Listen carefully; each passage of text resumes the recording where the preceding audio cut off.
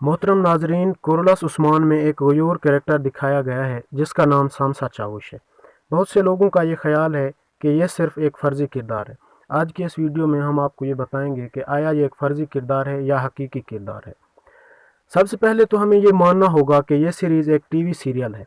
बेशक इसमें अक्सर जगह पर तारीख को फॉलो किया गया, लेकिन फिर भी ड्रामे में सस्पेंस, थ्रिल और दिलचस्पी बरकरार रखने के लिए कुछ तब्दीलियाँ करनी पड़ती हैं, या फिर डायरेक्टर या अदाकारा की किसी मजबूरी को मद्देनज़र रखते हुए भी ड्रामा की स्क्रिप्ट में तब्दीली नागुज़ीर होती है। सबसे पहले आपको ये पता होना चाहिए कि दिरेलिस अर्तुगरुल में मौजूद सामसा आल्प और कोरलस उस्मान में मौजूद सामसा चावुश दरअसल एक ही शख्स का हकीकी किरदार है। लोग इसीलिए इन किरदारों को मुख्तलिफ समझते हैं, क्योंकि सामसा आल्प तो दिरेलिस अर्तुगरुल में शहीद हो जाता है और कोरलस उस्मान में सामसा चावुश की एंट्री हो जाती है। लेकिन तारीख के मुताबिक ये दोनों किरदार एक ही शख्स के हकीकी किरदार हैं।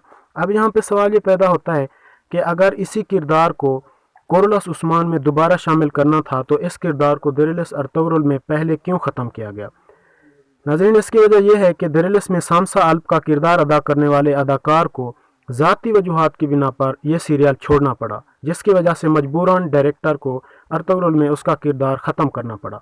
सेम इसी तरह जैसा हलीमा सुल्तान को ज़ाती वजूहात की बिना पर दिरेलिस अर्तुगरुल छोड़ना पड़ा और ड्रामे में उस्मान की वफ़ात के बाद उसकी मौत दिखाई जाती है, लेकिन हकीकत में ऐसा बिल्कुल भी नहीं होता।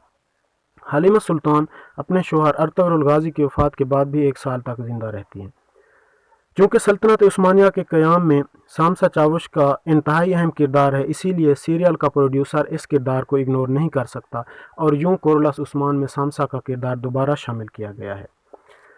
सामसा चावुश या सामसा आल्प तुर्गुत और अब्दुर्रहमान गाजी की तरह एक ऐसा किरदार है जिसने लंबी उम्र पाई और सल्तनत उस्मानिया कायम करने में इंतहाई अहम खिदमत सर अंजाम दी।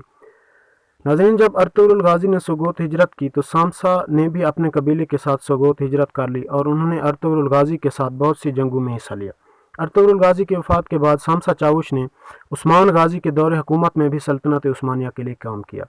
उस्मान गाजी की वफ़ात के बाद उनके बेटे और ख़ान गाजी के दौरे हुकूमत में भी सामसा चावुश ने सल्तनत उस्मानिया के दिफा और फ़रोग़ में इंतहाई अहम किरदार अदा किया।